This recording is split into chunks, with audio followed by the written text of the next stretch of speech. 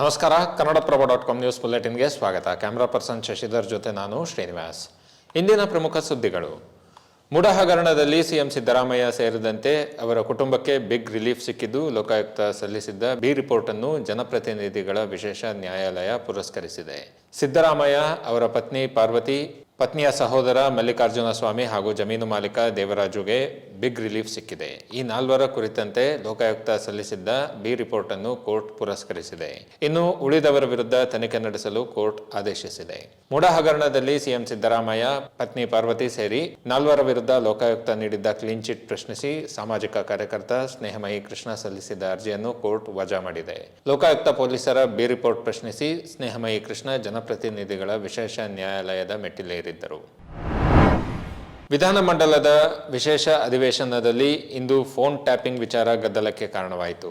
ಸದನ ಆರಂಭವಾಗುತ್ತಿದ್ದಂತೆಯೇ ವಿಮಾನ ಅಪಘಾತದಲ್ಲಿ ನಿಧನರಾದ ಮಹಾರಾಷ್ಟ್ರ ಡಿಸಿಎಂ ಅಜಿತ್ ಪವಾರ್ ಅವರಿಗೆ ಸಂತಾಪ ಸೂಚಿಸಲಾಯಿತು. ದೆಹಲಿ ಮೂಲದ ವಿಎಸ್ಆರ್ ವೆಂಚರ್ಸ್ ನಿರ್ವಹಿಸುವ ಲಿಯರ್ ಜೆಟ್ 46 ವಿಮಾನ ಇಂದು ಮುಂಜಾನೆ ಬಾರಾಮತಿಯಲ್ಲಿ ಇಳಿಯುವ ವೇಳೆ ಪತನಗೊಂಡಿತು.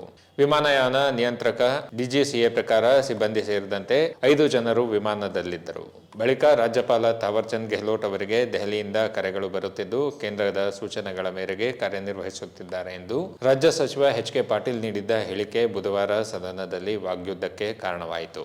ಲೋಕಭವನದಲ್ಲಿ ಕಾಂಗ್ರೆಸ್ ಸರ್ಕಾರ ಫೋನ್ ಕದ್ದಾಲಿಕೆ ಮಾಡಿದೆ ಎಂದು ಬಿಜೆಪಿ ಆರೋಪಿಸಿದ್ದರಿಂದ ವಿಧಾನಸಭೆಯಲ್ಲಿ ಗದ್ದಲ ಉಂಟಾಯಿತು. ಬಿಜೆಪಿ ಶಾಸಕರು ಸಿದ್ದರಾಮಯ್ಯ ನೇತೃತ್ವದ ಸರ್ಕಾರವನ್ನು ಫೋನ್ ಕದ್ದಾಲಿಕೆ ಸರ್ಕಾರ ಎಂದು ಕರೆದರು ಮತ್ತು ಲೋಕಭವನ ಮತ್ತು ರಾಜ್ಯಪಾಲರು ಸ್ವೀಕರಿಸಿದ ಫೋನ್ ಕರೆಗಳ ಮಾಹಿತಿಯನ್ನು ರಾಜ್ಯದ ಸಚಿವರು ಹೇಗೆ ಪಡೆಯುತ್ತಿದ್ದಾರೆ ಎಂದು ಪ್ರಶ್ನಿಸಿದರು.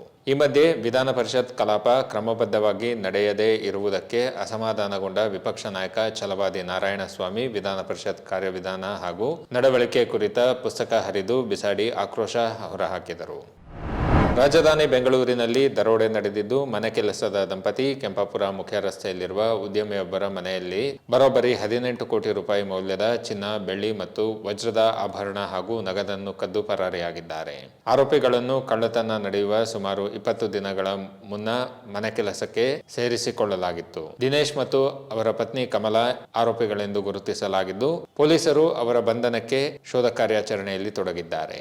ಉದ್ಯಮಿ ಶ್ರೀಮಂತ್ ಎಸ್ ಅರ್ಜುನ್ ಭಾನುವಾರ ಬೆಳಗ್ಗೆ 9 ಗಂಟೆ ಸುಮಾರಿಗೆ ಸಂಬಂಧಿಕರೊಬ್ಬರ ಭೂಮಿ ಪೂಜೆ ಕಾರ್ಯಕ್ರಮಕ್ಕೆ ತಮ್ಮ ಕುಟುಂಬದವರೊಂದಿಗೆ ಹೋಗಿದ್ದರು. ಮನೆಯಲ್ಲಿ ಯಾರೂ ಇಲ್ಲದ ವೇಳೆ ದಿನೇಶ್ ಮತ್ತು ಕಮಲಾ ಈ ಕೃತ್ಯ ಎಸಗಿದ್ದಾರೆ. ದಂಪತಿ ಕಬ್ಬಿಣದ ರಾಡ್ ಬಳಸಿ ನೆಲಮಹಡಿಯಲ್ಲಿರುವ ಕಪಾಟನ್ನು ಮುರಿದು ಸುಮಾರು 10 ಕೆಜಿ ಚಿನ್ನ ಮತ್ತು ವಜ್ರದ ಆಭರಣಗಳನ್ನು ಕದ್ದಿದ್ದಾರೆ. ಚಿತ್ರದುರ್ಗದಲ್ಲಿ ಬಸ್ ದುರಂತ ಘಟನೆ ಮಾಸುವ ಮುನ್ನವೇ ಶಿವಮೊಗ್ಗದಲ್ಲಿ ಮತ್ತೊಂದು ಅಪಘಾತ ಸಂಭವಿಸಿದೆ. ಆಕಸ್ಮಿಕವಾಗಿ ಕಾಣಿಸಿಕೊಂಡಿದ್ದ ಬೆಂಕಿಯಿಂದ ಖಾಸಗಿ ಸ್ಲೀಪರ್ ಬಸ್ ಸಂಪೂರ್ಣವಾಗಿ ಬೆಂಕಿಗೆ ಆಹುತಿಯಾಗಿರುವ ಘಟನೆ ಶಿವಮೊಗ್ಗ ಜಿಲ್ಲೆಯ ಹೊಸನಗರ ತಾಲೂಕಿನ ಸೂಡೂರು ಬಳಿ ನಿನ್ನೆ ತಡರಾತ್ರಿ ನಡೆದಿದೆ. ಹೊಸನಗರದಿಂದ ಬೆಂಗಳೂರಿಗೆ ಪ್ರಯಾಣಿಸುತ್ತಿದ್ದ 36 ಪ್ರಯಾಣಿಕರನ್ನು ಹೊಂದಿದ್ದ ಖಾಸಗಿ ನಾನ್ ಎಸಿ ಸ್ಲೀಪರ್ ಬಸ್ ನಿನ್ನೆ ಮಂಗಳವಾರ ತಡರಾತ್ರಿ ಬೆಂಕಿಗೆ ಆಹುತಿಯಾಗಿದೆ.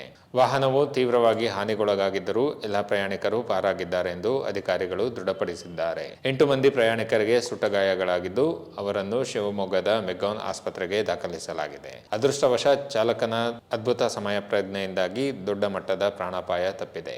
ಇವು ಇಂದಿನ ಪ್ರಮುಖ ಸುದ್ದಿಗಳು. ವಿವರವಾದ ಸುದ್ದಿಗಳಿಗಾಗಿ ಕನ್ನಡಪ್ರಭ.com ನೋಡಿ. ನಮಸ್ಕಾರ.